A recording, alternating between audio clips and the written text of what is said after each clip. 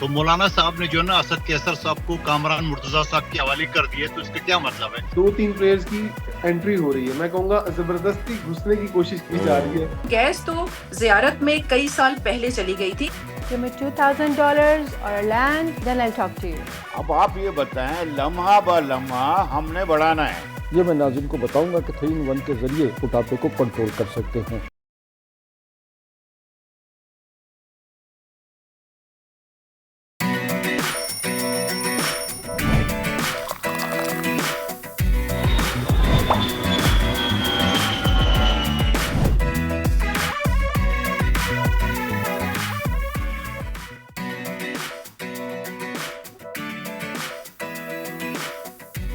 अस्सलाम वालेकुम, खुश आमदीद।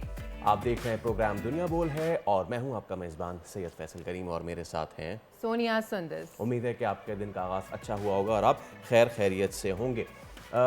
उमूमन नाज़रीन हम कोशिश करते हैं कि सुबह सुबह आपके दिन का आगाज़ अच्छा करें, कोई अच्छी बात करें या आपके चेहरों पे मुस्कुराहटें बिखेरें।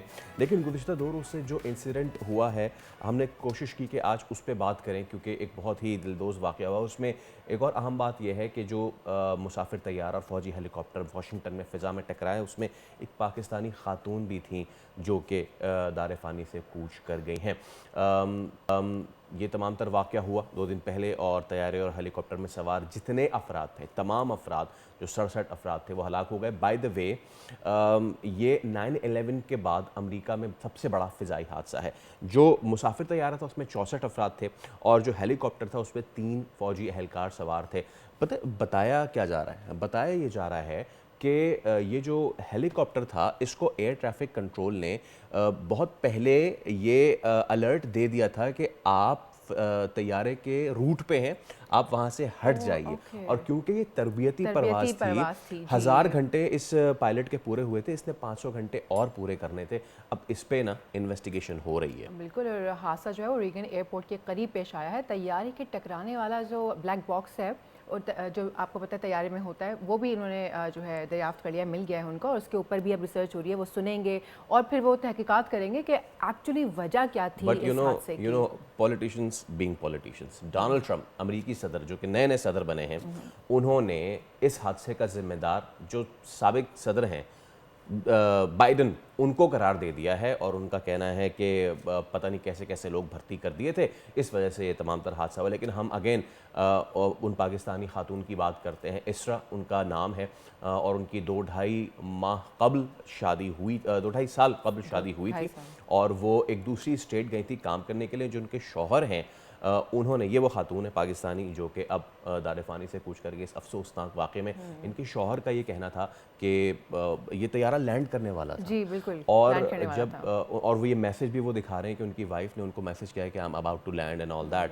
और जब इन्होंने रिप्लाई बैक किया तो उनके शौहर कहते हैं कि उनका रिप्लाई नहीं आया। उस वक्त मैं समझ गया कुछ गड़बड़ है। So our heartfelt condolence with everybody जो इस फ़िज़ाई हादसे में जाँ बख्श हो गया है, उन सब से हम दिली ताज़ियत करते हैं। और इसी के साथ अब बढ़ते हैं अपनी बड़ी खबर की जानिब। पीटीआई मुज़ाकरात से इनकारी हुकूमत की फिर भी इंकिसारी। वज़ीर आज़म की पीटीआई को फिर से मुज़ाकरात शुरू करने की दावत, पार्लिमानी कमेटी बनाने की भी पेशकश कर दी। वज़ीर आज़म ने बड़ेपन का सबूत दिया है, अब अपोजिशन का रिस्पॉन्स देखना बाकी। पाकिस्तानी नौजवान के इश्क में गिरफ्तार होकर कराची आने वाली अमरीकी खातून के मामले में नया मोड़। खातून ने नौजवान से ऑनलाइन शादी का दावा कर दिया। खातून फलाई इदारे के दफ्तर मुंतकिल। मामले की अपडेट से आगाह करेंगे आज के प्रोग्राम में। चैंपियंस ट्रॉफी के स्क्वाड का ऐलान का इम्कान, गुज़िश्ता रोज फिर इम्कान ही रह गया। इवेंट में चंद हफ्ते बाकी, पीसीबी फाइनल स्क्वाड का फैसला क्यों नहीं कर पा रहा, जानेंगे आज के प्रोग्राम में। और मोटापे से बचाव का नेचुरल तरीक़ेकार क्या है, क्या खाएं क्या ना खाएं, खुद को मोटापे से कैसे बचाएं, प्रोफेसर डॉक्टर हकीम अस्करी से जानेंगे आज के प्रोग्राम में। चलिए करते हैं प्रोग्राम का बाकायदा आगाज। पीटीआई मुज़ाकरात से इनकारी लेकिन हुकूमत की इनकिसारी। वज़ीर आज़म शहबाज शरीफ ने एक बार फिर तहरीक इंसाफ को मुज़ाकरात की दावत दे दी है। पार्लिमानी कमेटी बनाने की पेशकश भी कर दी है। मुज़ाकरात में नाकामी का जिम्मेदार पीटीआई को करार। कहा तहरीक इंसाफ ने की राहे फरार इख्तियार। इस सब के बीच क्या हो रहा है, कोई मुखालिफ इत्तेहाद तैयार। और पाकिस्तान पीपल्स पार्टी के सीनियर रहनुमा कादिर खान मंदुखेर हमारे साथ मौजूद हैं, उनसे गुफ्तगू करते हैं, उनको शो में वेलकम करते हैं। अस्सलाम वालेकुम कादिर मंदुखेल साहब, अस्सलाम वालेकुम, बहुत शुक्रिया आपके वक्त का, thank you so much for your time. Qadir साहब, सबसे पहले यही बताइएगा कि तमाम तर चीज़ें अब बेहतरी की जानिब जा रही, ऐसे में मुज़ाकरात जिस भोंडे तरीके से इख्तिताम पजीर हुए और उससे राह फरार अब इख्तियार की, वज़ीर आज़म ने तो कम अज़ कम यही कहा है, तो एक नई अपोजिशन उसको टफ़ टाइम देने के लिए भी उसकी हो रही है तैयारी, तो कैसे देखते हैं तमाम तर मामले को, अपोजिशन के मजमूई किरदार को कैसे देखते हैं? कौन से अपोजिशन की बात कर रहे हैं? अपोजिशन खुद एक पेज पे नहीं है। आप देख रहे हैं पीटीआई ने महमूद खान चकसी साहब को कमेटी का सरबरा बनाया, इस्तेमाल करने की कोशिश की है, मगर उसको जो है ना बीच रास्ते पे उनको छोड़ दिया। उसके बाद जाके मौलाना फजल रहमान साहब, वो मौलाना साहब को तोड़ गए और वो खुद मुज़ाकरात करने लगे। आपको याद होगा मौलाना फजल रहमान साहब ने शिकवा भी किया कि पीटीआई ने हुकूमत से मुज़ाकरात करने में हम एतमाद में नहीं लिया है। और फिर जैसी हुकूमत की और पीटीआई की जो मुज़ाकरात नाकाम होते हैं या जो चोर दरवाजे से इनके मुज़ाकरात थे वो नाकाम हुए, तो उन्होंने रुख मोड़ दिया है और फ़ौरन फिर अगले दिन मौलाना साहब के साथ फिर राब्ते किए। लेकिन मौलाना साहब ने भी सही जवाब दे दिया है। मैं अगर किसी आदमी से तंग होता हूँ या ज़्यादा मुझे कोई तंग करता है तो मैं कहता हूँ यार मेरे पीएस का नंबर ले ले और उनके साथ राब्ते में रहना। तो मौलाना साहब ने जो है ना असद कैसर साहब को कामरान मुर्तज़ा साहब के हवाले कर दिए, तो इसका क्या मतलब है? क्योंकि मौलाना साहब को पता है कि ये फिर इस्तेमाल करने की कोशिश करेंगे, लिहाजा जो है ना वो कामरान मुर्तज़ा साहब भी सीनियर आदमी है, मगर है तो सबऑर्डिनेट, उनके हवाले कर दिए है। तो मैं समझ रहा हूँ ये इस चीज़ की निशानदेही है कि मौलाना साहब अच्छी तरह समझते हैं कि पीटीआई एक मरतबा फिर मुझे इस्तेमाल करने की कोशिश करेंगे। साहब, लेकिन कल वज़ीर आज़म पाकिस्तान ने एक बार फिर तहरीक इंसाफ को मुज़ाकरात की दावत दी, इस दावत को कैसे देख रहे हैं आप? देखिए, पहले भी मुज़ाकरात से जो राय फरार इख्तियार किए वो पीटीआई नहीं किया। हुकूमत तो अपनी जगह पे बैठी हुई थी और उन्हें 7 वर्किंग डेज़ का हवाला दी। अब इनको 7 वर्किंग डेज़ का अगर नहीं पता, जिसमें हफ्ता इतवार शामिल होता है, जो 28 तारीख को पूरा हो रहे थे, उससे पहले जो है ना वो राय फरार इख्तियार कर लिया है और बहाना बना लिया है। अहमद रज़ा साहब के घर पे जो पुलिस गई है वो शाम को गई है, जबकि गौहर खान साहब ने सुबह 11 बजे ऐलान कर दिया कि मुज़ाकरात ख़त्म। तो मैं ये समझ रहा हूँ कि ये एक अच्छी ऑफर है हुकूमत की तरफ से, वज़ीर-ए-आज़म की तरफ से, क्योंकि सियासी लोग जो है ना वो पार्लिमानी सियासत पे यकीन करते हैं। ये कहते हैं नहीं जी हमारे मनपसंद 3 जजेस पर मुश्तमिल कमेटी बना जाए, कमीशन बना जाए। अगर वो कमीशन बन भी गया, हालांकि ज़रूरत नहीं है, कमीशन तो वहाँ बनती है जहाँ शक-शुबहात हो, जहाँ अबहाम हो। न कोई अबहाम है, न कोई शक-शुबा है, न कोई इल्ज़ाम है कि हमारे लोग नहीं थे, दूसरे लोग थे, क्योंकि जो फौजी अदालतों से सज़ा हुई है, जिन लोगों को सजा हुई है, वहां तो खैबर पख्तूनख्वा सीएम हाउस में उनका इस्तकबाल किया गया, उनको फूल हार पहनाए गए। तो मैं ये समझ रहा हूँ कि वो अगर कमीशन बन भी गया, जो कि मेरे हिसाब से नामुमकिन है, तो वो कमीशन सिर्फ अपनी एक रिकमेंडेशन दे सकती है। वो जो केसेस है या जो चालान हुए FIR है, उनके ऊपर असरअंदाज नहीं हो सकते। जबकि पार्लिमानी कमेटी जो है ना वो ये कर सकती है कि पार्लियामेंट से दोबारा कानून साजी करा सकती है। अगर ये केसेस सही नहीं है तो उसको विड्रॉ भी कर सकते हैं, बहुत सारे इकदाम कर सकते हैं। लेकिन चूंकि इनको आदत लगी हुई है एम्पायर की उंगली ढूंढना, तो लिहाजा वो एम्पायर की उंगली के चक्कर में है। जो पिछले दिनों में इन्हें गौहर खान ने आर्मी चीफ से मुलाकात को छुपाया और फिर इमरान खान साहब ने रासफाश कर दिए। बुशरा बीबी की और गंडापुर साहब की तो पहले ही चुपके मुलाकातें और मुज़ाकरात चल रही थी, वो वहाँ नाकाम हो गए। तो अब ये हुकूमत के पीछे पड़े हुए, मैं ये कहूँगा कि एक अच्छी अपॉर्चुनिटी है। अगर ये भी उन्होंने ज़ाया कर दिए तो उसके बाद कोई चारा नहीं उनके पास, क्योंकि अगर आप ये समझ रहे हैं कि वो एहतजाज करेंगे जलाओ गिराओ का फौजी तनसीबात पे, शोधा की यादगारों पे, कोर कमांडर हाउसेस पे, रेडियो पाकिस्तान पे, सब पे तो हमले कर चुके हैं। तो उसके बाद आप क्या रहेंगे? आप देख रहे खान साहब और बुशरा बीबी को सजा हुई है 14 साल 7 साल। 4 आदमी भी एहतजाज के लिए पूरे पाकिस्तान में नहीं निकले। चलो अगर सिंध बलूचिस्तान और पंजाब में इनकी हुकूमत नहीं है या इस्लामाबाद में, खैबर पख्तूनख्वा में तो 11 साल से हुकूमत है और वहां भी इनके 4 आदमी नहीं निकले। और ये खान साहब ने शिकवा भी किया है कि बुशरा बीबी को सजा हुई है, कोई एहतजाज नहीं हो। तो मैं समझ रहा हूँ कि वो एहतजाज वाली और वो बुश वाली। जरा ऑपोजिशन की तो बात कर ली है, अब जरा let's have a friendship check as well. Peoples Party शिकवा कर रही है अब अहम तरीन हुकूमती और इंतज़ामी फ़ैसलों में आप लोगों को एतमाद में नहीं लिया जा रहा। इस सब में क्या हकीकत है, क्या मामलात हैं, ये ज़रा ये बताइए। देखिए, अभी पिछले दिनों में हमारी जब से मौजूदा हुकूमत 8 फरवरी के बाद जो बनी है, जो कि हमने पीटीआई को ऑफर की, उन्होंने हमारे ऑफर को ठुकरा दिया है। और उसके बाद पंजाब में जो हमारे जो एमएनए एमपी है, उनके साथ ज्यादती हो रही थी, उनके हलकों में उन अफसरान को लगाया गया जो एंटी पीपल्स पार्टी थे। उसके बाद अभी उनके ऊपर मुज़ाकराती कमेटी काम कर ही रही थी कि तो 6 नहरों का शोशा छोड़ दिया है वफाकी हुकूमत ने। गो के दरिया सिंध जो सिंध को उतर रहा है, और 1991 के अकॉर्ड भी ये बता रहे हैं कि जहाँ पानी गिरता है उनको ज्यादा हक मिल रहा है। अब चूंकि वहां पे ऊपर ग्लेशियर से पानी कम आ रहा है, तो सिंध पहले से बंजर है, और ऊपर से 6 नहरें भी अगर आप निकालेंगे तो ये तो एक कतरा भी नहीं बचेगा। सिंध सैलाब के लिए जो 21 लाख मकानात की बिलावल भुट्टो साहब ने ऐलान किया, उसमें वफाकी हुकूमत का हिस्सा जो है ना वो नहीं डाला गया। K4 मनसूबा जहाँ पिछले 25 साल से अल्तवा का शिकार है, वो उसके लिए वफाकी हुकूमत अपना किरदार, अपना फंड नहीं दे रहा है। मेरे और शहबाज शरीफ साहब का हल्का N 242 बल्दिया टाउन में जहाँ 50 अरब का K5 मनसूबा बना था हब डैम से, वहाँ एन टाइम पे शहबाज शरीफ साहब ने इनकार कर दिया, पैसे नहीं है। फिर उसके बाद 2 सूबों में जहाँ समंदर लगता है, सिंध और बलूचिस्तान, वहाँ सी अथॉरिटी बनाया, वहाँ पीपल्स पार्टी को या हमारी सूबाई हुकूमत को एतमाद में नहीं लिया है। तो ऐसी सूरत हाल में हमारे CAC के जो पिछले हफ्ते मीटिंग हुई थी, उसमें क्लियर कट उन्होंने कहा कि वफाकी हुकूमत ये सारी गिले शिकवे रख दी। अब गो के पूरे कमेटी ने आसिफ अली जरदारी साहब को इख्तियार दिए है। अब आसिफ अली जरदारी साहब नवाज शरीफ साहब से फाइनल मुज़ाकरात करेंगे। अगर कामयाब हो गए तो ठीक है, हमारे जो जायज़ मसले है उसको हल करेंगे, नहीं हुए हैं तो यकीनन हम हुकूमत से अलग होंगे। चलें ठीक है, कादर मंजूर खैर, शुक्रिया आपका। ना सिर्फ अपना पोजीशन के हवाले से बात की, बल्कि आपको भी जो शिकवे शिकायत हैं उनके हवाले से भी आपने तस्करा कर दिया। बहुत शुक्रिया आपका। अब वक्त हो जाता है एक ब्रेक का। ब्रेक लेते हैं छोटी सी, फिर वापस हाजिर होते हैं। Stay with us.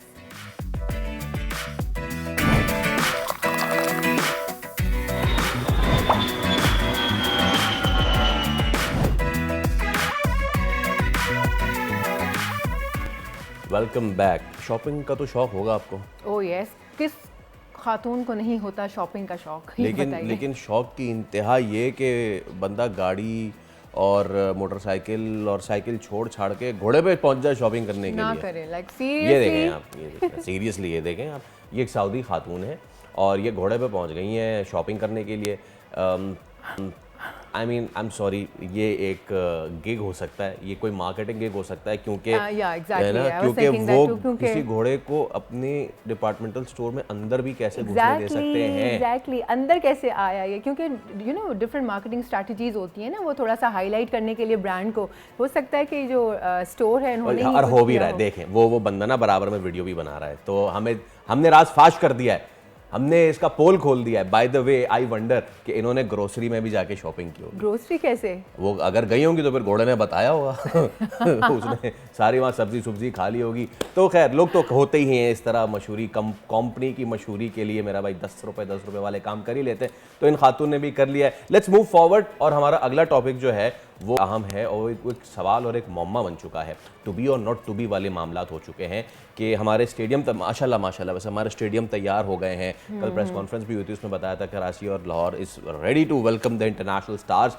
लेकिन हमारे स्टार्स कौन होंगे? हमारे सितारे गर्दिश में क्यों? हमारे सितारे, उनका ऐलान कब होगा? आपको पता है कब होगा? कि कब होगा? सब चीज़ें तैयार हैं लेकिन स्क्वाड तैयार नहीं है। कौन आने वाला है? कल वैसे ऐलान होने का इम्कान था, लेकिन अब इतलात ये है कि ये ऐलान आज होगा, लेकिन बाकी तमाम तैयारियां भाई मुकम्मल हैं। कपड़े वपड़े भी सिल गए, यूनिफॉर्म्स भी तैयार हैं, मेला जो है वो सज चुका है, लेकिन ये पहने का कौन, ये ज़रा मामला बना है। और ICC चैंपियंस ट्रॉफी का आगाज़ 19 फरवरी को है, वैसे भी आपको बता दें। और PCB ने मेगा इवेंट की तकरीबात का जो शेड्यूल है वो फाइनल भी कर लिया है। इसी पर हम बात कर रहे थे। क्रिकेट एक्सपर्ट इमरान सुहेल हमारे साथ मौजूद हैं। इमरान, अस्सलाम वालेकुम, very good morning to you. और इमरान, ये क्या हो रहा है? ये फीकी डिश बना रहे हैं क्या हम? ना ओपनिंग सेरेमनी हो रही है, ना कप्तानों की प्रेस कॉन्फ्रेंस, ना photo shoot, what's going on? वालेकुम अस्सलाम, बहुत शुक्रिया आपने अपने शो में मदऊ किया। देखें, ये वाकई बहुत अफसोसनाक बात है, और ख़ास तौर पर शायकीन क्रिकेट के दिल ज़रूर टूटे होंगे, जैसे आप सब लोग अफसोसता हैं। ऐसे बहुत सारे लोग ये सवाल कर रहे हैं कि ओपनिंग सेरेमनी क्यों नहीं हो रही। देखिए, 2 टीमें ऑस्ट्रेलिया और इंग्लैंड नहीं आ रही, और उसके बाद फिर इंडिया तो आ ही नहीं रहा क्योंकि वो पाकिस्तान में अपने मैचेस ही नहीं खेल रहा। 3 टीमें शॉर्ट होगी, 8 टीमें हैं टोटल आपकी। तो ये एक वाकई अफसोसनाक बात है। लेकिन कल एक खबर आई है जिसमें ये कहा गया है कि लाहौर के अंदर हजूरी बाग में ओपनिंग सेरेमनी होगी 16 तारीख को। वो अपने तौर पे पाकिस्तान क्रिकेट बोर्ड जो है वो उसकी इफ्तिताही तकरीब रख रहा है चैंपियंस ट्रॉफी की, लेकिन जो इवेंट कराची के अंदर होना था वो इवेंट जो है वो पोस्टपोन हो गया है, उस इवेंट को अब नहीं होगा। मुझे बहुत अफसोस हुआ, मैं चाहता था कि कराची के जो लोग हैं जिन्होंने इतना अरसा इंतजार किया इतने बड़े इवेंट का, देखिए पाकिस्तान में आप पिछले कोई 15-20 साल से देख लें, कभी कोई बड़ा इवेंट 96 का वर्ल्ड कप हुआ था, उसके बाद पाकिस्तान में कोई वर्ल्ड जी हाँ। इवेंट नहीं हुआ।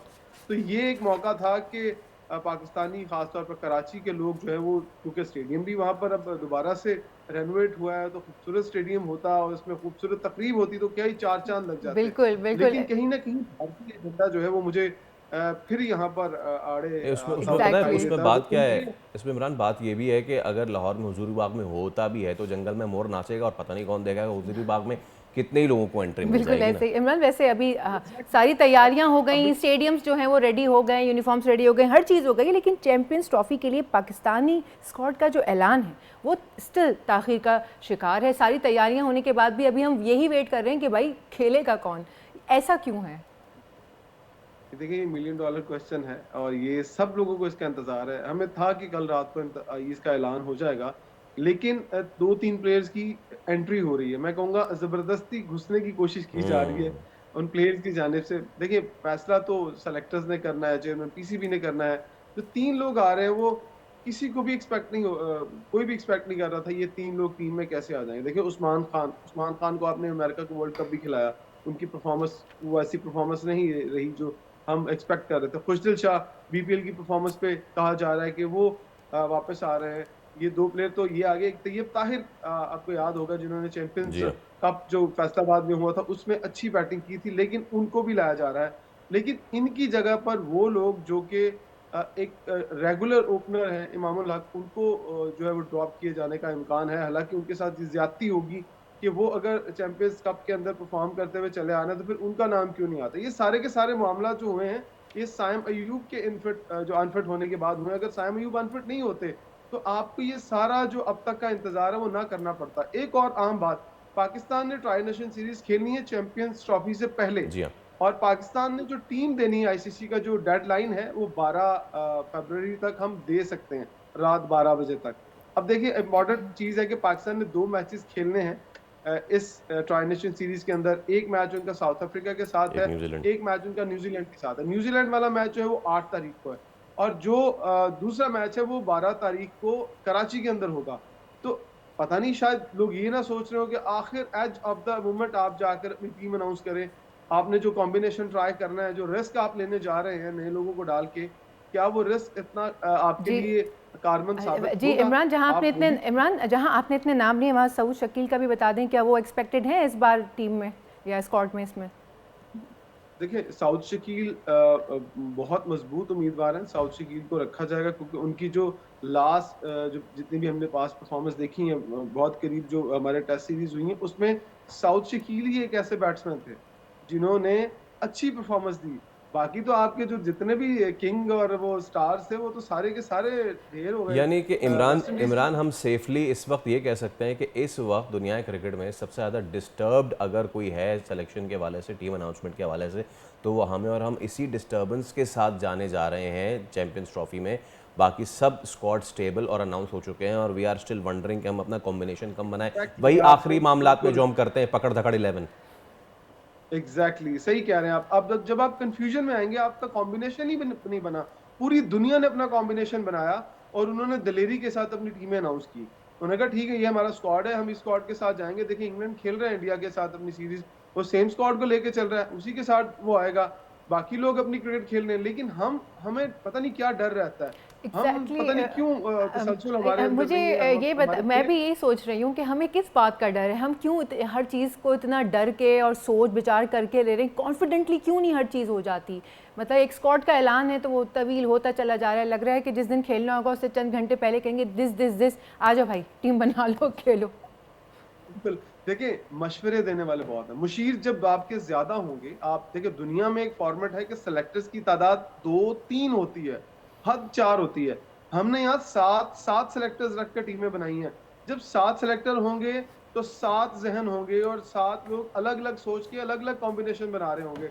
तो इसलिए कहते हैं कि सेलेक्टर्स कम रखें, आप जितने ज्यादा लोगों को डालेंगे आप ज्यादा कंफ्यूज होंगे। तो एक बहुत बड़ा मसला पाकिस्तान के अंदर शुरू से, पिछले मैं अगर 1 साल की बात करूं तो आपके 15 नाम मैं गिनवा सकता हूं जो कि सिलेक्शन कमेटी में आए और चले गए, आए और चले गए।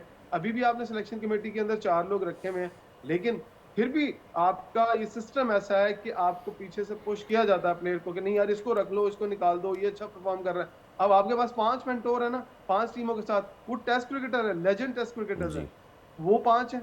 आकिब जावेद साहब के साथ अपनी 3 लोगों की एक कमेटी है।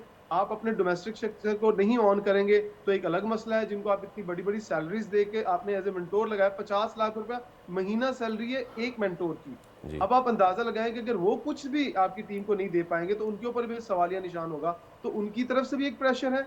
और आप ये देखें कि आप कितने कंफ्यूज दिखाई दे रहे हैं कि अभी तक आपके अंदर ये हौसला पैदा नहीं हो रहा कि हाँ यार एक सायम यूं अनफिट हुए तो आपका पूरे का पूरा सिस्टम हिल के रह गया। तो इसमें फिर अल्लाह ना करे और इन्फेक्ट हो जाते हैं तो फिर तो पता नहीं क्या होगा फिर।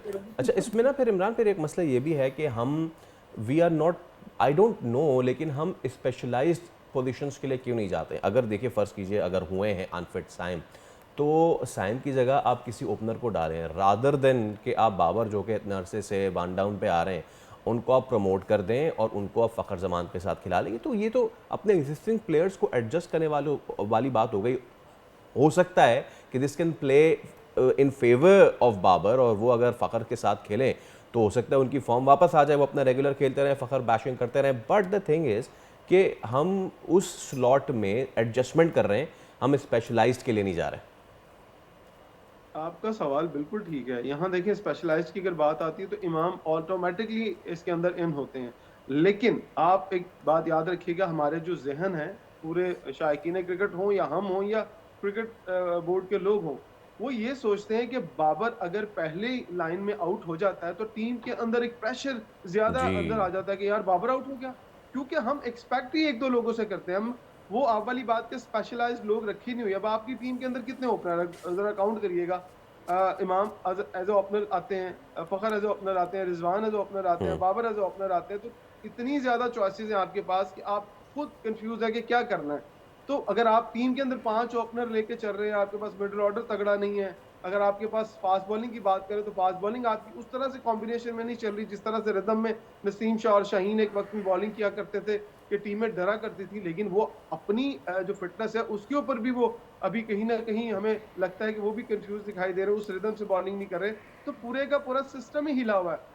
अगर आपने सिस्टम को ठीक करना है तो आपको एक सिस्टम को दोबारा से खड़ा करना पड़ेगा। चले अब वो इमरान भाई, अब मसला है कि दोबारा से खड़ा करने का जो है ना सिस्टम, वो टाइम तो है नहीं, क्योंकि चैंपियंस ट्रॉफी हमारे सर पे। तो दुआ जिस तरह हम हर बार करते हैं उसी तरह हम इस बार भी करेंगे और हम दुआ करेंगे पाकिस्तान को जीत से हमकिनार किया। आगे टीम करे कुछ ना करे वो टीम के ऊपर है। लेकिन मुझे इस बात पर इतना अफसोस भी हो रहा है और हंसी भी आ रही है कि हम लोग इतनी कुछ तैयारियां कर रहे हैं लेकिन जो असल तैयारी है ना वो नहीं हो रही कि टीम में कौन होगा कौन नहीं होगा, ये है ये मतलब कुछ क्लियर नहीं है। लेकिन क्लैरिटी एक चीज की है कि हम ब्रेक ले रहे हैं, ब्रेक के बाद हाजिर होंगे, लेकिन वो नहीं कर रहे। नहीं प्लीज टीम अनाउंस हुई नहीं है अभी मैं जल्दी ब्रेक ले ले प्लीज, जल्दी से।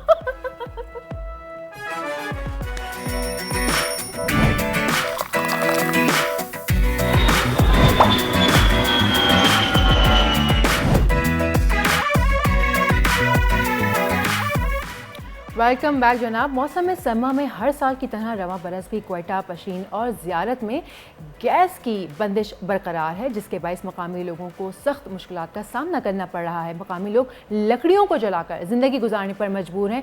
गुज़िश्ता दिनों हमारे साथी एंकर फैसल आप भी जाके विजिट करके आए हैं। एब्सोल्युटली। जो इसका मसला है ना वो ये है कि जो वहाँ पे तारीख़ी मकामात हैं वो जो है उसको काट रहे हैं, हम जंगल काट रहे हैं। आपको मैं दिखाता हूँ कि वहाँ पे जब मैं गया तो मैंने क्या फिर देखा, फिर इस पर भी हम बात करेंगे। तो इतनी अफसोसनाक बात है कि ये जो जंगलात है ना, बहुत से लोग जो सयाह हैं वो जाते हैं वहाँ पे, क्वेटा बर्फ़बारी इंजॉय करते हैं, ज़ियारत बर्फ़बारी इंजॉय करते हैं, 0 पॉइंट जाते हैं, यस तो वहाँ पे जाते हैं इंजॉय करते हैं। और वहाँ पे जो जंगलात है ना सनोबर के, दे आर 1000 ईयर्स ओल्ड, और वो एक दरख्त जो है उसका वो 100 सालों से भी ज़्यादा में टाइम लेता है बनने के लिए। हर साल वो 1-1 इंच या आधा इंच ग्रो करता है।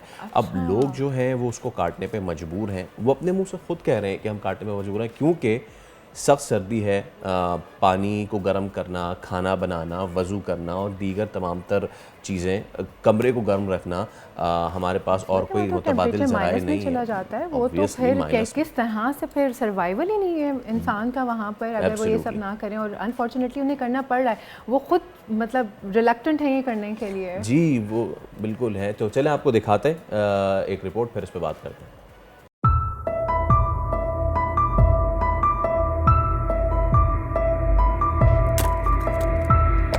जंगल से जो है हम लकड़ी ला रहे हैं, जंगल को काट रहे हैं, मजबूरी है हम लोगों का।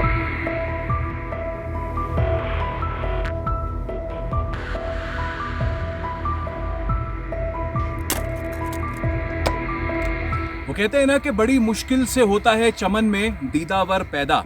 मेरे इर्द गिर्द जो आप देख रहे हैं वो सालों में नहीं बल्कि 1000 सालों में बने सनोबर के दरख्त हैं। 1000 सालों में उगे सनोबर के दरख्तों का जंगल है और मेरे पीछे पहाड़ी सिलसिला है। इसको ज़ियारत का 0 पॉइंट कहते हैं। लोग यहाँ सयाहत की गर्ज से आते हैं, लेकिन आसपास छोटे गांव के रहने वाले लोग जिनके पास गैस जैसी नेमत नहीं है, वो इन कीमती और नायाब दरख्तों को काटकर इन हार्श विंटर्स को गुजारने पर मजबूर हैं।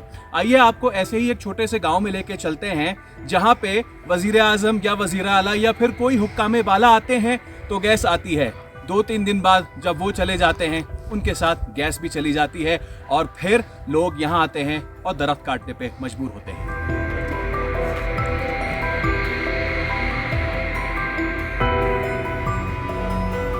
ये तो बहुत पुराना जंगल है ना, जंगल तो बहुत पुराना है। ये लकड़ जो है सनोबर का है भाईजान, सनोबर के पहले हम लोग नहीं काटता था, अभी जो है हम लोग का मजबूरी है, गैस नहीं है ना। जिस जंगल को काटने की चाचा शफी बात कर रहे हैं वो ज़ियारत के कदीम सनोबर के जंगलात हैं।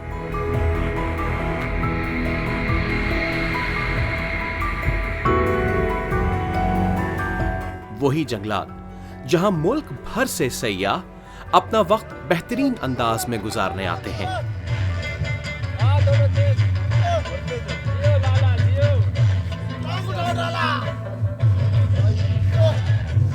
लेकिन उन्हें ये नहीं मालूम कि आसपास के छोटे छोटे गांव के रिहायशी किस मुश्किल से अपना वक्त गुजारते हैं, खास तौर पे मौसम सरमा में।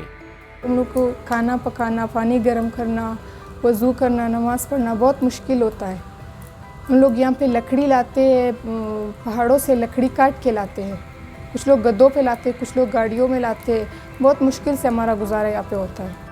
सख्त सर्दी में यही लकड़ियाँ कवास की जुनैरा का वाहिद सहारा हैं। मेरा नाम बीबी जुनैरा काकड़ और मेरे गाँव का नाम कवास करवी है ज़ियारा। गैस बिल्कुल ख़त्म हो गया है, बिल्कुल भी नहीं आता। आप देख सकते हैं यहाँ पे मैंने आग जलाई, यहाँ पे पानी गर्म करने के लिए रखा है और यहाँ पे मैंने खाना पकाने के लिए रखा है। बहुत मुश्किलात हम लोग को दरपेश होती है। लकड़ी आग में जलती है तभी पेट की आग बुझ पाती है। खाना पकाने से लेकर कमरा गर्म रखने तक गांव वाले ये बेशकीमती लकड़ी इस्तेमाल करने पर मजबूर हैं।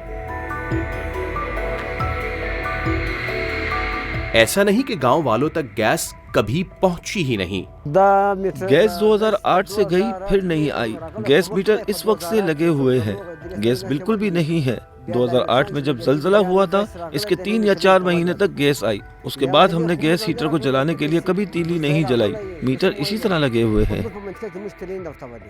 गैस नहीं आ रहे, खाली बिल आ रहे ना, ये मीटर लेने खाली पड़े हुए हैं। बिल तो अभी लाखों में आ रहा है। गैस तो बिल्कुल तकरीबन 2018 से मुकम्मल गैस बंद है, गैस नहीं आ रहा है।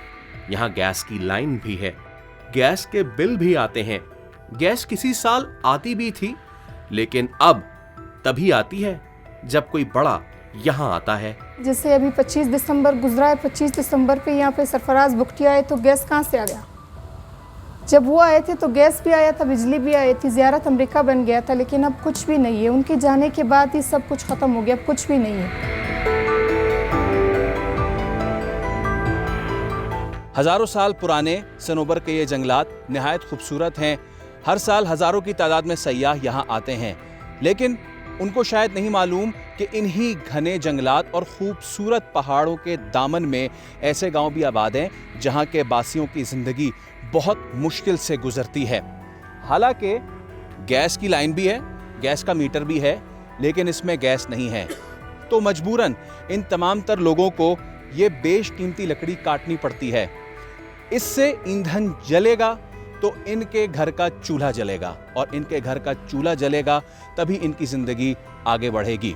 हुक्काम वाला से दरख्वास्त है कि वो ना सिर्फ इन सयाहती मराकज़ पे अपनी तवज्जो मरकूज़ करें, बल्कि यहाँ पे मौजूद जो लोग सदियों से ज़िंदगी गुजार रहे हैं उनकी ज़िंदगी को अजीरन होने से बचाएं। मीटर में गैस दे दें, लकड़ियाँ बचा लें, जंगलात का तहफ़्फ़ुज़ कर लें। सैयद फैसल करीम, ज़ियारत कवास।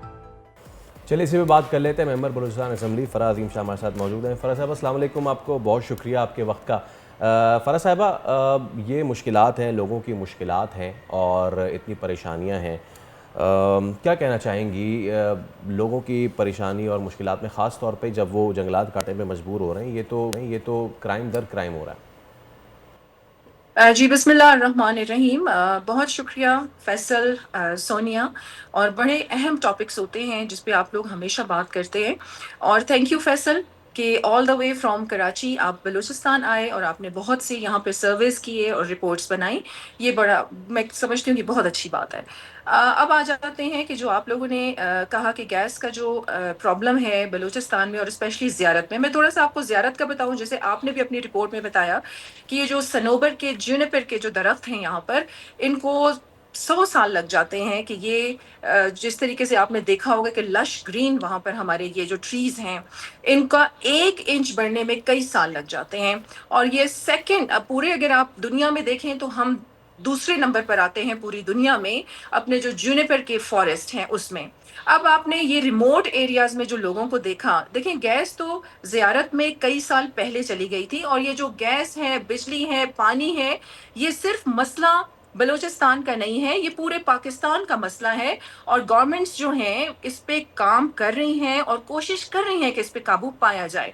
अब हम ज़ियारत में जो आपने देखा होगा, देखें एक तो बलूचिस्तान का मसला, मैंने हमेशा से ये कहा है कि गुर्बत का मसला बहुत ज़्यादा है, हमारा माशी मसला बहुत ज़्यादा है, इसीलिए हमारे ये जितने भी मसाइल आप देखते हैं कि बहुत ज़्यादा जोर पकड़ते हैं। अब गैस का जो मसला है, कई साल पहले गैस वहाँ पर आ गई है, लेकिन जो गैस का प्रेशर है, गैस की जो लोड शेडिंग है, ये देखें ये पूरे पाकिस्तान की जो सतह है उसका ये मसला है। तो इस पे गवर्नमेंट लेवल पे, फेडरल गवर्नमेंट लेवल पे इस मसले को हल करना होगा। और अगर हम गवर्नमेंट, अपनी गवर्नमेंट की मैं बात करूं यहाँ पर बलूचिस्तान गवर्नमेंट की, तो जो माशी हमारे मसाइल हैं उस पे बहुत से ऐसे इनिशिएटिव्स हैं जो वजीर आला ने लिए हैं ताकि हमारे जो माशी मसले हैं वो हल हों। इसी तरीके से जो बुनियादी सहूलतें होती हैं, इसी का तो हम रोना रो रहे हैं हमेशा से बलूचिस्तान वाले कि आप प्लीज बलूचिस्तान की तरफ तवज्जो करें, क्योंकि हमारी जो बुनियादी सहूलतें हैं यहाँ पर उनका बहुत ज्यादा फुकदान है। हमें जो मैं एक चीज़, क्योंकि you have been working with the people on the ground level, इसलिए मैं आप तक ये बात पहुँचाना चाहता हूँ। एक बड़ा अहम मसला है कि मीटर लगे हुए हैं यहाँ पे और लाइनें भी हैं, लेकिन गैस नहीं आती है, लोगों के बिल आते हैं। और जो खातून बात कर रही थी वो ये भी कहती हैं कि जब कोई बड़ा आता है तो वहाँ पे 3 दिन के लिए गैस आ जाती है और फिर उसके बाद गैस दोबारा चली जाती है। तो मेरे ख्याल से ये चीज़ तो रिजॉल्व हो सकती है कि जब मीटर गैस की लाइनें, उसमें गैस ही नहीं है और लोगों को लकड़ी काटनी है, तो उनको कम से कम बिल ना भेजें, उनके ज़ख्मों पे नमक पाशी ना करें। देखिए फैसल, मैं यहाँ पर आपको ये बताऊं, देखिए ये तो वैसे ना मानने वाली बात है कि जिस घर में मीटर नहीं है तो वहां पर बिल आ रहा है। अगर इस तरह का कुछ है तो इन लोगों को आप प्लीज कहें कि वो हमसे राब्ता करें ताकि हम सख्त कार्रवाई करें उन जो भी जिम्मेदार हैं जो मीटर नहीं लगा हुआ जिन घरों पे और वहां पर वो गैस के बिल भेज रहे हैं। और दूसरी बात, देखें आपको मैं यहाँ पर एक बात बताऊं, हुकूमत की सतह पर बहुत से ऐसे इकदाम हैं जो किए जा रहे हैं, लेकिन ये कलेक्टिव एफर्ट्स होगी। मैं आपको बताऊं, देखिए हमारे माशरे में आप देखिए कलेक्टिव जो हमारी सोसाइटी है ना, उनका इनपुट बहुत जरूरी है और कलेक्टिवली बहुत सारे मसाइल पे हमें काम करने की जरूरत है। आपने ज़ियारत में ये रिमोट एरियाज के जो लोग होंगे, लाज़मी बात है गुर्बत एक बहुत बड़ा मसला है बलूचिस्तान का, तो ये जो रिमोट एरियाज के लोग हैं वो दरख्त काट के अपनी जो ज़रूरियात हैं या जो ईंधन का मुतबादिल है उसका वो इस्तेमाल करते हैं। उनको भी इस बात की देखें अवेयरनेस लाजमी बात है, गवर्नमेंट की तरफ से भी होनी चाहिए। मैं ज़रूर बात करूंगी अपने वज़ीर आला से कि जूनिपर के जो हमारे फॉरेस्ट हैं उन्हें ज़रूर सेव करना चाहिए। और देखें यहाँ पर मैं आपसे बात करूँ, तुर्कमानिस्तान के एम्बेसडर से मेरी कुछ अर्सा पहले मुलाकात हुई। अब हुकूमती फेडरल लेवल पे हमारी जो गैस पाइपलाइन का जो उनके साथ मुआहिदा हुआ था वो कब का पेंडिंग में पड़ा हुआ है। जी, ये वैसे तो फराज हंगामी साहिबा, बुनियादों जी पर जी ये गैस पाइपलाइन जी बिछ जानी चाहिए थी, जी जी फराज साहिबा तापी के नाम से जो हमारा जी मंसूबा था। जी फराज साहिबा, ऑलरेडी आपने कहा कि आपकी तरफ से बलूचिस्तान में काफ़ी सारे इनिशिएटिव्स लिए गए हैं। So don't you think so कि इस वक्त जो ज़ियारत का टेम्परेचर है या आसपास के इलाकों का वो माइनस में है और गैस ना होने की वजह से वो इतने सालों पुरानी जो हमारी दरख्त हैं सनोबर के वो काट रहे हैं, उनके पास चलें ऑल्टरनेट है या नहीं वो एक अलहदा बात है, लेकिन क्या ये मसला जो है इसको प्रायोरिटी बेसिस पे हल नहीं करना चाहिए? बाकी चीज़ें ठीक है। देखिए बहुत सारे सोनिया में यहाँ आपने बहुत अच्छी बात की। देखें पाकिस्तान में तो मैं कहती हूँ कि जंगी बुनियादों पर काम होने चाहिए मसाइल पर। और आज जहाँ पाकिस्तान जिस नहज पे पहुंच गया है कि आपको कई मुल्क ब्लैक लिस्ट कर रहे हैं, तो आपको तो जंगी बुनियादों पर काम करना चाहिए। बुनियादी सहूलतें गैस, पानी, बिजली, कहीं जिंदगी अगर आपने आबाद करनी है, कहीं अपने मुल्क आबाद करने हैं, तो ये बुनियादी सहूलतें होती हैं। जब पाकिस्तान बना था अल्हम्दुलिल्लाह तो शुरू के दिनों में हम तेजी से तरक्की कर रहे थे। फिर उसके बाद आप देखें कि हमारे माशरे की तरबियत होना हो गई, तो आप देखें फिर हम तेजी से डाउनफॉल की तरफ गए। और आज ये स्टेज है, यहाँ पर मैं आपके प्रोग्राम के तवस्सुत से जरूर ये बात को लोगों के साथ शेयर करूंगी कि ईमान पाकिस्तान तहरीक का एक सिविल तहरीक का हमने ऐलान किया है और इस तहरीक के जरिए यही मसाइल हैं कि हमने पाकिस्तानियत का रिवाइवल, अपने झंडे से मोहब्बत, अपने मुल्क से मोहब्बत और सबसे पहले पाकिस्तान। हमने इस कौम में जो जज्बा सो गया है कि जो मुट्ठी भर पहले लोग थे उन्होंने पाकिस्तान हासिल किया उस जज्बे के साथ, लेकिन अब हजूम यहाँ पर है और मुल्क भी मौजूद है लेकिन वो जज्बा नहीं है। हमने ईमान पाकिस्तान तहरीक के जरिए उस जज्बे को दोबारा से उजागर करना है, जिंदा करना है। और ये देखें ये जो इश्यूज हैं ये कलेक्टिवली हमें तमाम पार्टीज को मैं यहाँ पर कहूंगी कि मोहतरम हमारे वजीर आजम हैं, हमारे JUI के सरबराह हैं, हमारे पीपल्स पार्टी है, हमारी PMLN है, या जितनी भी पार्टीज हैं, पाकिस्तान के जो इश्यूज हैं और जो बुनियादी इश्यूज हैं इस पे कलेक्टिव आप लोगों को एफर्ट्स करने की जरूरत है। इसीलिए हमने ये मामला जो है वो फराज साहिबा आप तक ये पहुंचाया है, इसीलिए आप तक ये पहुंचाया ताकि फिर आप इनकी आवाज़ बनाए। Thank you so much for your time. उम्मीद करते हैं कि ये मामला क्योंकि हमने आप तक पहुंचाया तो हल हो सकेगा। तो चलें अभी एक ब्रेक ले लेते हैं। जी बिल्कुल, एक ब्रेक लेते हैं छोटी सी, ब्रेक के बाद हाजिर होते हैं। Stay with us.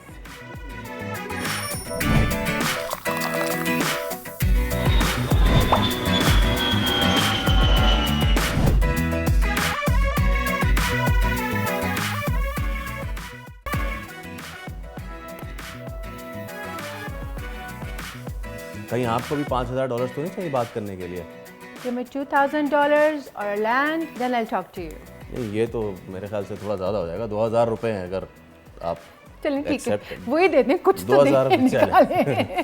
फाइनली $2000 से हमने 2000 रुपये तो ले आए। सोनिया को तो हम 2000 रुपये में ले आए, लेकिन जो कराची के 19 साल नौजवान के मुबैना इसमें गिरफ्तार थी अमरीकी खातून, अब वो आसमान से नीचे उतरी या नहीं उतरी ये तो नहीं पता है, क्योंकि जो अमरीकी खातून हैं वो कराची आई हैं और कराची आने के बाद अब वो इधर उधर जो है वो पुलिस की दौड़े जो है ना उन्होंने पुलिस की दौड़ें तो उन्होंने काफ़ी लगवाई। हुकूमत से इस हफ्ते $1000 का मुतालबा कर रही हैं गालिबन।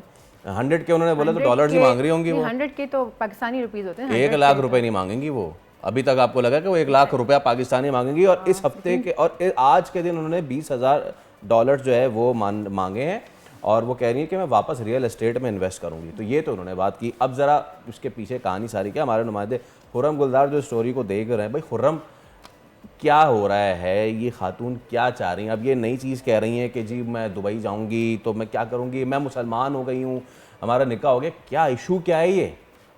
देखें अभी रमज़ान चीफा के साथ ये प्रेस कॉन्फ्रेंस में मौजूद थी खातून ओनिजा, और इनका कहना ये है कि 100 के इनको डॉलर चाहिए, $20,000 ये अपने खर्चे के रखेंगी और $80,000 इस शहर की तामीर पे लगाएंगी। तो रमज़ान चीफा का भी यही कहना था, जब ASP फायजा थी उनका भी यही कहना था जब उन्होंने खातून से मीटिंग की कि खातून ज़हनी तौर पर डिस्टर्ब लगती हैं और शायद ज़हनी मरीज़ा हैं। तो उस हवाले से कल जब ये गार्डन से शाम में निकली, अचानक इन्होंने ऑनलाइन टैक्सी बुक की और वहाँ से खामोशी से निकल गई। पुलिस एहलकार इनके पीछे गए जो सिक्योरिटी पर उसी गार्डन अपार्टमेंट में इनके साथ तैनात थे। तो शारा फैसल पर आके खातून उस गाड़ी से उतर गई ऑनलाइन टैक्सी से, और फिर रोड पर जिन्होंने चहलकदमी शुरू कर दी। रश हमने देखा कि शाम में जो है वो रोड पर लगा। पुलिस भी वहां पहुंची, लेकिन जो पुलिस एहलकार थे वो इनकी गुफ्तगू नहीं समझ सके। खातून जो है वो जो राहगीर जो लोग थे उनसे लिफ्ट जो है वो मांगती रही। तहताम टीपू सुल्तान थाने की नफरी वहाँ पहुंची और इन्हें फिर टीपू सुल्तान थाने मुंतकिल किया गया, जहाँ से छिपा फाउंडेशन के जो रमजान छिपा हैं ये वहाँ पहुंचे हैं। इनके जो रजाकार एहलकार जो थे वो वहाँ पहुंचे और फिर खातून को यहाँ लेकर आए। बताया जा रहा है कि 72 घंटे गुजर चुके थे खातून को मुसलसल जागते हुए। उफ, अच्छा, तो अब ये इधर जा रही हैं, उधर जा रही हैं, और जिस तरीके की ये बात कर रही हैं, जो शायबा जा रहा है वो यही जा रहा है कि शी इज़ नॉट वेल। हम कोई लेकिन फैसल ऐसा भी तो हो सकता है जो सिचुएशन चल रही है उसकी वजह से वो जहनी तौर पर अपसेट हो गई है। मैं यही कह रहा हूँ कि शी नहीं, इसके अलावा भी वो जो कह रही हैं कि वो मुसलमान हो गई हैं और इनके रिलीजन में ये नहीं है कि वो अपना बिजनेस दूसरों को बताएं। ये समझ में बात, ये कनेक्ट हम नहीं कर पा रहे। खुर्रम, अच्छा खुर्रम, अब पुलिस क्या कर रही है या फिर आपकी बात हुई है, उनका आगे का क्या प्लान है? मुझे तो लग रहा है कि शायद इनको डिपोर्ट वगैरह कर देंगे, बिकॉज उस लड़के का तो कुछ अता पता नहीं, उसकी फैमिली का तो कुछ अता पता नहीं अब तक। फैमिली तो कांटेक्ट ही नहीं कर रही है। फैमिली का नहीं पता। फैमिली ताला लगा के बिल्कुल वहाँ से फरार है। पूरा जो फ्लैट है उसको ताला लगा हुआ है और खातून के हवाले से पुलिस की दौड़ें लगी हुई है। मुसलसल पुलिस जो हम देख रहे हैं कि कभी इधर कभी उधर, खातून जहाँ जहाँ जा रही है पुलिस उनके पीछे पीछे है। सिक्योरिटी इनको फराहम की जा रही है। इस हवाले से बात हुई थी कैसा शहर DSP से हमारी, तो उनका कहना यही था कि अभी इनके पास वीज़ा मौजूद है और ये शहर में किसी भी जगह कहीं भी ट्रैवल कर सकती हैं। इनको हम रोक नहीं सकते। सिक्योरिटी ज़रूर फराहम करेंगे जो कि उनकी जानिब से की जा रही है। लेकिन खातून, मैंने ये देखा कि खातून को मीडिया हाइप बहुत ज़्यादा मिली है, उसको शायद ये वेल कर रही हैं क्योंकि जगह जगह जा रही हैं। अभी ये देखें सेल्फी वो बना रही हैं मुख्तलिफ लोगों के साथ। लेडी कांस्टेबल भी इनके साथ एक मौजूद हैं जो कि मुश्किल टीपू सुल्तान पुलिस की जानिब से इनके साथ लगाई गई है। अभी खातून का कहना ये है कि वो दोबारा से अपने शौहर के पास जाएंगी क्योंकि उनका ये दावा है कि उन्होंने ऑनलाइन जो है वो एक एप्लीकेशन है उसके थ्रू शादी कर ली है जो निडाल अहमद मेमन गार्डन के रिहायशी नौजवान। लेकिन नौजवान अभी तक मंजर आम पे नहीं आया, तो इसलिए इस बात को सामने नहीं आ रही है कि क्या मामला है।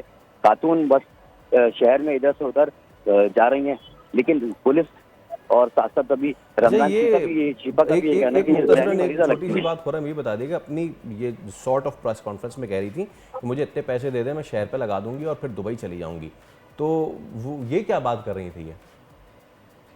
देखिए कल शाम भी जब इनसे बात हुई तो इनका कहना ये था कि इनके पास पैसे बहुत है और ये पैसे के लिए यहाँ पे मौजूद नहीं है। अच्छा, ना इनको पैसों की जरूरत है। यही लेकिन शाम में अब इनका कहना है कि इनको 100K दे दिए जाएं।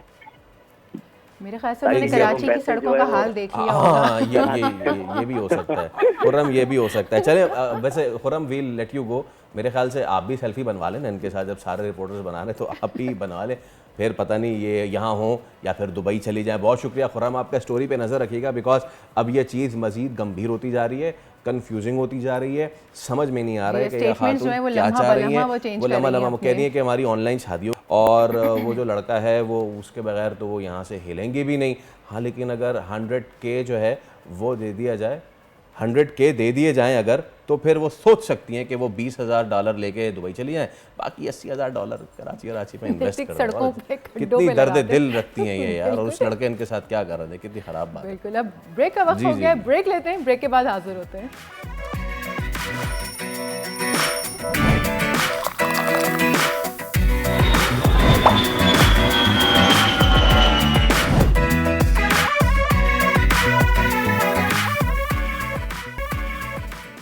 एक बार फिर आपको कहेंगे दुनिया बोल है में खुश आमदीद। और बात तो करने जा रहे हैं हम कुछ मिठास की, लेकिन उस मिठास में महंगाई की कड़वाहट होने जा रही है। रमज़ान में महीना बाकी है, हाँ एग्जैक्टली महीना बाकी है, लेकिन सट्टेबाज जो है उन्होंने बाज़ारों में करतब दिखाना शुरू कर दिए हैं। ये कौन से सट्टेबाज है जनाब?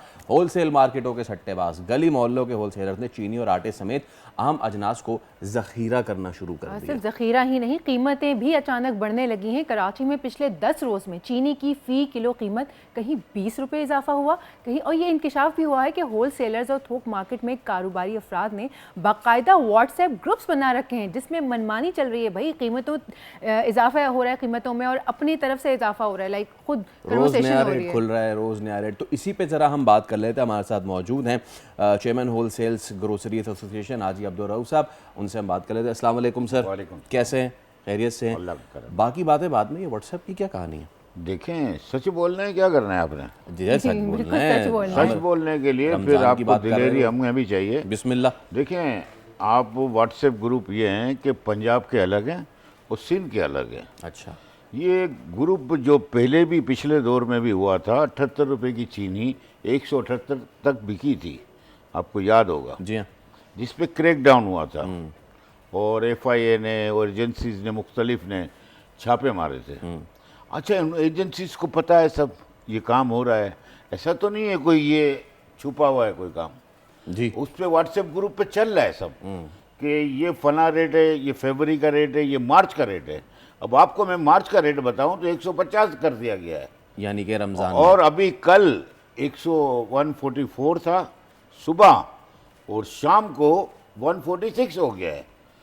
अब आप ये बताएं, लम्हा ब लम्हा हमने बढ़ाना है। और आप ये देखें कि 6 लाख टन जी हमें माहाना खपत है, और अगर हम इसी तरह चलते गए तो आपको पता है कितना टीका लग रहा है, 1 अरब रुपया। उफ उफ उफ। और ये भी सट्टा माफिया की नजर हो रहा है और शुगर कार्टेल की नजर हो रहा है।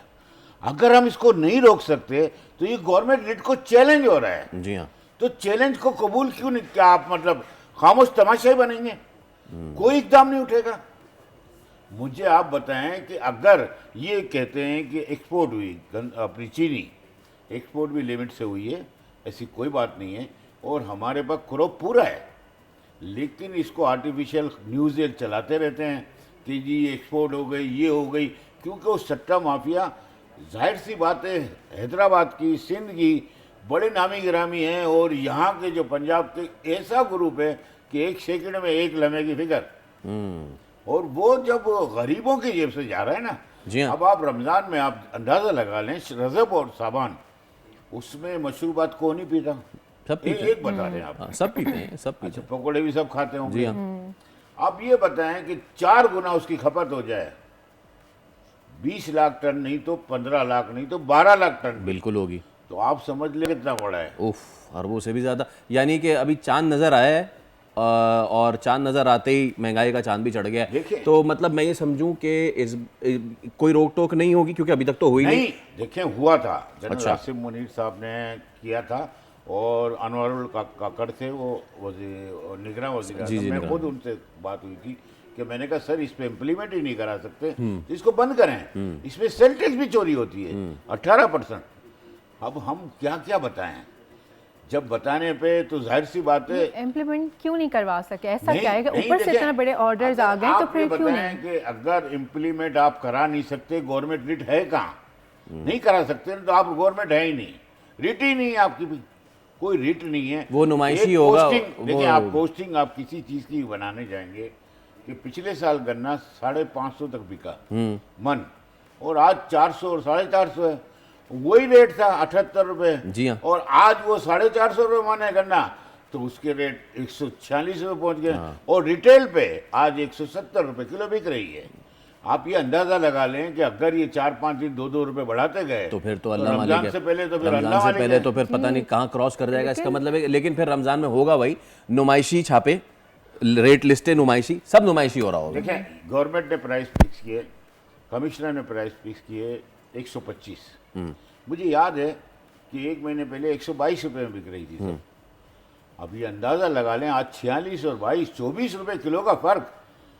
आप अंदाज़ा, और यानी आपके वो उड़ जाएंगे। Exactly, सब कुछ चेक एंड बैलेंस क्यों नहीं है? क्यों कोई कदम नहीं उठाया जा रहा? और सब देख रहे हैं, मतलब व्हाट्सएप ग्रुप बना के आप अपनी मनमानी से वो कीमतें तय कर रहे हैं और कोई पूछने वाला नहीं है। ऐसे कैसे मुमकिन है? ऐसा नहीं है। एक तो 2 चीज़ें आप पहले समझने की कोशिश करें कि आपने इंटरेस्ट का रेट कम किया है, जिससे हमारे जाहिर सी बात है स्टॉक एक्सचेंज को बढ़ावा मिला है, लेकिन इसी तरह एसेंशियल आइटम में गरीब लोगों को नुकसान हुआ है। जी। जब आप प्लेज का कानून और रनिंग फाइनेंस और FATR जब आप देना शुरू हो जाएंगे तो 1% का इंटरेस्ट लगता है, लाख पे 1000 जी। लेकिन यहाँ ये होता है कि उनके ऊपर 7 रुपये वसूल किए जाते हैं, और प्लेज पे जब आप रख देते हैं तो फिर आप अपनी मर्जी से चौड़े होकर बेचते हैं कि 1 महीने का हम तो 1 रुपया देना है, यहाँ तो 2-2 रुपये रोज बढ़ रहे हैं। तो ये गवर्नमेंट ऑफ पाकिस्तान को सोचना चाहिए, चावल में, दालों में, आटा में, ये एसेंशियल आइटम पे कोई रनिंग फाइनेंस और इसको TRF ना दिया जाए, नहीं तो ये गरीबों के लिए दुश्मनी है। बिल्कुल, आप एसेंशियल आइटम को तो छोड़ें, फ्री मार्केट होनी चाहिए, इस पे इंटरेस्ट का काम ही नहीं चले। अच्छा, इसमें हाजी साहब एक मेरा सवाल ये भी है, हम देखते हैं हर साल रमज़ान में हम और आप मिलके यही बैन कर रहे होते हैं, यही सवालात उठा रहे होते हैं, अवाम यही रो रहे होते हैं हर साल। बचपन से हर साल यही चीज़ हो रही है, और हमारे बचपन के भी पहले भी जो वालिदैन वो भी यही हो रहा होगा। तो माई क्वेश्चन इज़ कि अब तो माशाल्लाह से ये डकैतियाँ मारने के वारदातें मारने की भी नए तरीके आ गए हैं। ये पहली बार हो रहा है कि इस तरह व्हाट्सएप ग्रुप बना के और सट्टे के रेट खुल रहे हैं? ये मुसलसल 4 साल से चल रहा है। मुसलसल 4 साल से, यानी कि मुसलसल 4 साल से अरबों रुपए का टीका लग रहा है मुझे आ रहा है। हाँ लग रहा है। अब आप मुझे बताएं, एक आदमी की कैपेसिटी, गरीब या मिडिल आदमी अपने घर के अखराजात नहीं पूरा कर सकता, तो आप मुझे बताएं 1 किलो लेने वाला आधा किलो पे आ गया ना भाई। जी हाँ। अच्छा, आप मुझे अंदाजा बताएं कि दालों में भी सट्टा हो रहा है। जी, दालों में उसका भी ग्रुप बने हुए हैं। गुड। यानी हमने कारोबार को जुआ बना लिया है, सट्टा माफिया। इसके ऊपर एजेंसीज क्यों काम नहीं कर रही? अच्छा, मैं आपको ये बोलता हूँ कि कमिश्नर साहब अभी बिलावल भुट्टो जरदारी ने ताजिरों को बुलाया था। जी हाँ, जी हाँ। जब उन्होंने कहा कि वो हम में जो भी करप्शन करेगा या जो गलत होगा ब्यूरोक्रेट, उसके लिए इकदाम उठाएंगे। ठीक है। मुझे आप बता दें, कोई रिटेल पे दालों में तो कमी इतनी बड़ी वाक़ई हुई है कि आप देखें, बेसन 380 रुपए का था, आज 270 रुपए है। वो काला चना जो आप समझ रहे थे कि 350 के करीब पहुंच गया था, सही है, आज 250 240 में है। ये आप मुझे दे दें ताकि हम, क्योंकि चीनी में भी आप देखें कि आज ये मैं लिख के आया था, जी जी 142 145 हो गई। सर ये आप मुझे दे दें ताकि हम सेगमेंट को क्लोज कर सकें, क्योंकि माश की दाल में वो भी बढ़ रही हैं, सारी चीजें बढ़ रही हैं, कम हुई हैं, लेकिन दालों में कमी वाक़ई हुई, लेकिन इम्प्लीमेंट कोई नहीं करा रहा। तो जनाब अली, बहुत शुक्रिया हाजी साहब। आपके टीवी तवज्जुह से ये बात कहूंगा कि जब आप दालों में भी सट्टा करवा रहे हैं, तो फिर जब आप किसी चीज को नहीं रोक रहे, आपने आटे पे अभी आपको रिसेंटली आपको पता है 72 रुपए गंदम हो चुकी है। जी हाँ, जी हाँ, जी। 1 महीने बाद हमारा क्रॉप भी है जी। आप मुझे बताएं कि उन इम्प्लीमेंट इदारे कहाँ हैं?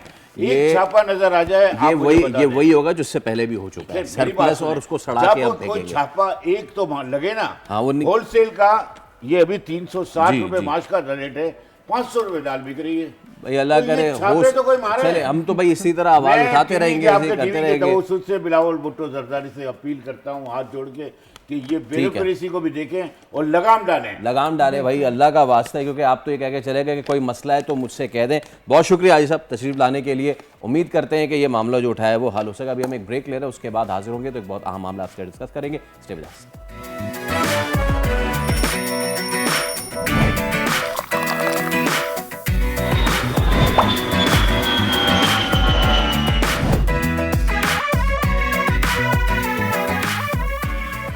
Welcome back. मोटापा एक बीमारी है या हम खुद इसके जिम्मेदार हैं? WHO के मुताबिक इस वक्त दुनिया का हर 8वां शख्स मोटापे का शिकार है। आज हम बात करेंगे क्या मोटापा हर्बल प्रोसेस से दूर किया जा सकता है। इस पर मजीद बात करने के लिए आज स्टूडियोज में हमारे साथ मौजूद हैं पाकिस्तान के मारूफ प्रोफेसर डॉक्टर हकीम अस्करी साहब। आपको बताते चले कि इनके परदादा जनाब महमूद अली इरशाद देहलवी को मसीह हिंद कहा जाता है, जिन्होंने मलका बरतानिया विक्टोरिया समेत कई मशहूर पाको हिंद का शाफी इलाज किया, और इनके वालिद हकीम सैयद जफ़र अस्करी भी तिब में पाक हिंद में शोहरत रखते हैं। तो प्रोफेसर साहब से बात करते हैं। अस्सलाम वालेकुम जी। बहुत शुक्रिया तशरीफ़ आवरी का। एक बहुत ही अहम मामला है, रोज़मर्रा का मामला है, हर घर का मामला है, हर किसी का मामला है, और हमने इसको जब फेसबुक पे अनाउंस किया तो हमें सवालात भी आए हैं। तो सबसे पहले तो मेरा ये सवाल है कि इसको हम बहुत लाइट लेते हैं मोटापे को, लेकिन उसके बाद होता ये है कि कहा जाता है हर बीमारी की जड़ मोटापा है। कितनी ठीक बात है ये? जी बिल्कुल, बहुत मुकम्मल बात की है और मुनासिब है ये कि हमें सबसे पहले तो ये देखना है कि मोटापे की वजूहात क्या हैं और हम इससे पैदा होने वाली कौन कौन सी बीमारियां हैं और इससे निजात कैसे हासिल करते हैं, कौन कौन सी ऐसी हमारी रेमेडीज़ हैं, रेसिपीज़ हैं जिससे हम मोटापे को कंट्रोल कर सकते हैं। तो बुनियादी चीज़ यह है कि मोटापा में एक चीज़ है कि हमारा एक फार्मूला है 3 in 1। ये मैं नाज़रीन को बताऊंगा कि 3 in 1 के ज़रिए आप 100% जो है वो अपने आप मोटापे को कंट्रोल कर सकते हैं। कोई वजह नहीं कि मोटापा कंट्रोल ना हो। अगर 3 in 1 पे अमल नहीं होता तो आप कभी भी अपने आप को स्लिम स्मार्ट नहीं कर सकते। अच्छा, अब हम आते हैं कि वो क्या क्या वजूहात हैं जिस वजह से मोटापा होता है। कुछ बीमारी है हाइपोथायराइड जी, हाइपरोसिस जो है वो उसकी वजह से मोटापा पैदा होता है।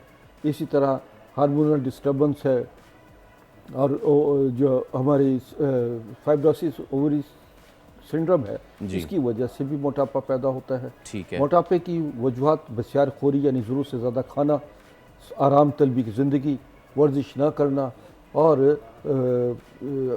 फल सब्ज़ियाँ का इस्तेमाल कम करना और गोश्त और चिकनी चीज़ों का इस्तेमाल ज़्यादा करना, प्रोसेस फूड जो है जो प्रोसेस फूड हम यूज़ कर रहे हैं वो जंक फूड है, समझिए ना, बाज़ारी चीज़ें, तली हुई अशिया का ज़्यादा इस्तेमाल जो है वो भी मोटापे की तरफ लेकर आता है। ठीक है। अच्छा, मैं जो सवाल है एक, अब इस आपकी बात से ही हमारे पास सवाल आया हुआ है और पहला सवाल जो है वो अगर हम प्रोसेस आप प्ले करें ताकि हम जान सकें कि वो पहला सवाल जो है वो क्या है और फिर वो हम हकीम साहब से पूछते हैं। प्लीज़ प्ले कीजिए। अस्सलाम वालेकुम, मेरा ताल्लुक़ कराची से है और मेरा सवाल हकीम साहब से ये है कि मेरी वालदा जो हैं उनके साथ मोटापे का प्रॉब्लम है और उनकी उम्र जो है वो तकरीबन 50+ है, जिसकी वजह से डॉक्टर्स तो उनको नी रिप्लेसमेंट का भी कहा है, मगर हम जो है वो नी रिप्लेसमेंट नहीं करवाना चाह रहे क्योंकि उनका मोटापा एक तो बहुत ज़्यादा है। तो क्या जिन लोगों की एज 50 या 60 साल से ज़्यादा हो जाती है उनको उम्मीद रखनी छोड़ देनी चाहिए? क्या उनका मोटापा जो है वो ठीक नहीं हो सकता, इसका कोई क्योर नहीं है? मुझे ये सवाल पूछना था हकीम साहब से। बहुत अच्छा सवाल है क्योंकि ओवर एज में होने से एक तो एक्सरसाइज या समझते हैं कि वर्जिश या खुराक पे कंट्रोल करना मुश्किल हो जाता है, लेकिन नहीं, इसके लिए कुछ रेमेडीज़ हैं वो यूज़ करें और हमारा कोर्स होता है मोटापा कोर्स जिसे मैं 3 in 1 कहता हूँ। ये फार्मूला है। ये क्या है ये जी, मैं भी यही पूछना चाह रही थी, 3 in 1 फार्मूला है क्या? देखिए, ये फार्मूला में ये है कि सबसे पहले तो खुराक नेचुरल फूड यूज़ करें, सब्जियां फलों की तरफ आ जाएं और इस कंज्यूम करने के बनाएं। कंज्यूम कैसे होगा कि जब आप उसे वॉक करेंगी, सुबह और शाम को वॉक करें और इसी तरीके से ग़िज़ा जो खा रहे हैं उसमें सब्जियां, सैलिड, फलों का इस्तेमाल और अनाज का इस्तेमाल जो है क्रूड फॉर्म में जो अनाज वो बारा होता है उसमें उसको इस्तेमाल ज़्यादा से ज़्यादा करें। रोटी खाएं तो उसमें चना और चने का आटा मिला लिया जाता है और इसी तरीके से उसमें और चीज़ें भी इस्तेमाल मिलाई जा सकती हैं। मसलन जौ का आटा भी मिलाया जा सकता है, तो इस तरह उसकी रोटी बनाई जाती है। मल्टीग्रेन। जी हाँ, जी हाँ। ठीक। फिर ये जब ये कि खातून ने कहा कि जी वालदा की उम्र 50 साल है और वो इस एज में भी एक्सरसाइज, वॉक, वर्जिश और कंट्रोल पे खुराक पे किया जा सकता है। हम एक बताते हैं कि दारचीनी की चाय ये इस्तेमाल करें, इससे जो है एक तो शुगर बर्न होना शुरू हो जाती है और इसी तरह जो इंसुलिन रेजिस्टेंस पैदा करती है, मोटापा भी कम करने के लिए मोटापा पैदा थोड़ा सा अगर आप बता दें कैसे बनेगी ये चाय? चाय में जो है वो आप 1-1.5 इंच का टुकड़ा ले लीजिए, उसका अपना दारचीनी का और इसी तरह उसके अंदर जो है वो लीमू डालिए, 1.5 कप पानी डालिए और उसको बॉईल कीजिए, कम से कम 15 मिनट वो बॉईल रहे। उसमें चाहें तो चौथाई चम्मच शहद डाल लीजिए और ये और इसको सुबह और शाम दिन में 2 मरतबा इस्तेमाल कीजिए। इससे ये होगा कि एक तो वो आपका शुगर लेवल कंट्रोल होना शुरू हो जाएगा, इंसुलिन रेजिस्टेंस होगी और फिर इसमें चर्बी पिघलने का जो है सिस्टम वो बढ़ना शुरू हो जाता है। ये ये चाय है। तो ये खातून को साथ साथ ये है कि मुझसे ये एक कोर्स मंगवाएं ठीक है, जो कि फैटी लीवर की और बॉडी की जो एक्स्ट्रा फैट्स है उसको कंट्रोल करता है। फैटी लीवर क्या है? जब आपको नज़र आए कि आपके पैर नज़र नहीं आ रहे, पेट इतना बढ़ गया है कि पाँव नज़र नहीं आ रहे, तो वो फैटी लीवर का 100% चांस होता है। ठीक। तो फैटी लीवर का भी एक जो है वो मैं नुस्खा बताता हूँ, बताइए कि फैटी लीवर के लिए और एक्स्ट्रा फैट्स के लिए क्या है।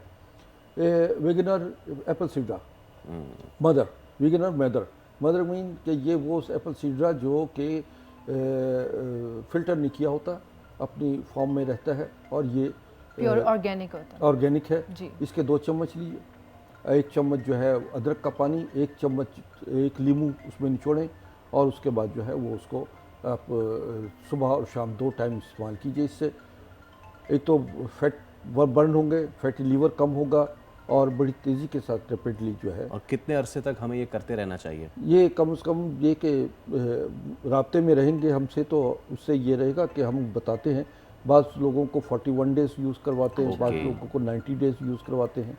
तो उसमें फिर हम साथ साथ जो है उनकी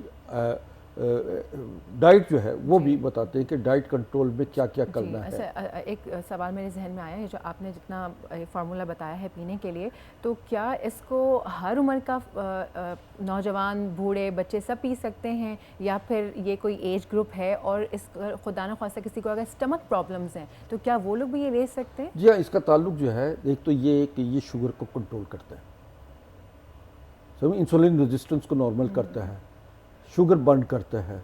सेकंड ये कि ब्लड प्रेशर नॉर्मल करता है। उसके बाद जो है ये इसमें कुछ जो हार्मोनल डिस्टर्बेंस है उसको भी कंट्रोल करता है, और इस तरह पॉलीसिस जो है ओबेसिटी की वजह से पैदा होता है, तो पॉलीसिस ओवरी सिंड्रोम जो है वो नॉर्मल कर देता है। तो ये कहवा जो है ये बहुत सारी चीज़ों को कवर करता है। इसके साथ साथ जो है, जैसे मैंने बताया कि फार्मूला 3 in 1 अस्करी का जो फार्मूला है, उसमें हम फिर जब 3 चीज़ों पर कंट्रोल करता है, वर्जिश, ग़िज़ा, और इसके साथ साथ जो है जो हम रेसिपीज़ बताते हैं या उनको कंट्रोल करने के लिए और दूसरी चीज़ें, कहवा वगैरह बताते हैं, इसके साथ अगर हम वो ओबेसिटी फार्मूला दे देते हैं, तो वो बड़ी रैपिडली, मैंने 150 से 200 kg तक के लोगों को ऐसा कम किया है कि वो हैरान होते हैं कि जनाब, जब वो अपने पुराने कपड़े देखते हैं और फिर दिखाते हैं कि देखें हमारा ये था और इस तरह हमारा। बिल्कुल, और हमारे व्यूअर्स भी जो इस वक्त देख रहे हैं और मोटापे का शिकार हैं, तो प्लीज़ आप हकीम साहब से रब्ता कर सकते हैं। हमारी स्क्रीन पे नंबर्स वगैरह जो हैं वो इस वक्त आ रहे हैं, ये नंबर्स आप इनको डायरेक्ट कांटेक्ट करने के लिए हैं। बिल्कुल। अच्छा हकीम साहब, आखिर में एक बहुत ज़्यादा प्रॉब्लम होती है लोगों को, बहुत सारे लोग ना सिर्फ बसियारखोर होते हैं, शब्बेदारी भी बहुत ज़्यादा करते हैं, तो उससे कितना फ़र्क पड़ता है? इससे जो आपके एंजाइम्स बॉडी में रात को 9 बजे के बाद शुरू होते हैं बनना, और 3 बजे तक फजर तक ये कुदरत ने एक सिस्टम बनाया हुआ है, निज़ाम बनाया हुआ है, उस निज़ाम को जो है वो कंट्रोल नॉर्मल करते हैं आपके, तो वो डिस्टर्ब हो जाता पूरा सिस्टम, जिसकी वजह से जब आपकी बॉडी की रिपेयरमेंट की ज़रूरत होती है उस वक्त आप जागरे होते हैं, और बहुत सारी चीज़ें, ये मोबाइल जो है ये भी बड़ा तंग करता है। जी हाँ, जी। ये जब आदमी इस पर चिपकता है तो सुबह हो जाती, नहीं मालूम होता कब सुबह हो गई। अच्छा, इससे सिटिंग भी ज़्यादा बढ़ती है जी, और इससे बीमारियां भी पैदा होती हैं। हमारा मोबाइल की वजह से बहुत सारे लोगों, मोटापे की वजह से भी उनकी याददाश्त भी कमज़ोर हो रही है, नज़र भी कमज़ोर हो रही है, और फिर इसके साथ साथ जो है ये कैंसर की वजूहात भी बनता है। Excess is everything's bad. जब आप ज़रूरत से ज़्यादा किसी चीज़ को भी इस्तेमाल करेंगे तो वो आपके लिए नुकसानदेह शुरू हो जाती है। बिल्कुल ठीक सिस्टम। मैं आपको एक तो ये कि मैंने ये बताया कि जो एप्पल सीड्रा मदर, उसमें अदरक का पानी, नींबू का पानी, और इसी तरह दालचीनी डाल सकते हैं उसमें, तो ये एक मुकम्मल कॉम्बिनेशन है जो बॉडी को फिट करता है। बिल्कुल। इसको सिप करते कर थोड़ा थोड़ा पीते रहें, इससे क्या होगा कि एक तो भूख की इश्तहा कम होना शुरू हो जाएगी, दूसरा इंसुलिन रेजिस्टेंस हो रहेगी, तीसरा ये कि आपकी चर्बी जो है वो जिस्म से पिघलना शुरू हो जाएगी। ठीक है, बहुत शुक्रिया प्रोफेसर हकीम अस्करी साहब। तशरीफ़ लाने का और आपने जिस तरह जवाबात दिए यकीनन लोगों के लिए बहुत ही कारआमद और कारगर साबित हुए होंगे। जिनको और सवाल रह गए हमने नंबर चलाया, उस पर आप रब्ता कर सकते हैं। चलिए आज के शो से अब दीजिए इजाज़त। बिल्कुल, अब शो का वक्त हो गया ख़त्म, लेकिन हम मंडे को हाजिर होंगे। अपना बहुत ख्याल रखिएगा, हमें दुआओं में याद रखिएगा। अल्लाह हाफ़िज़।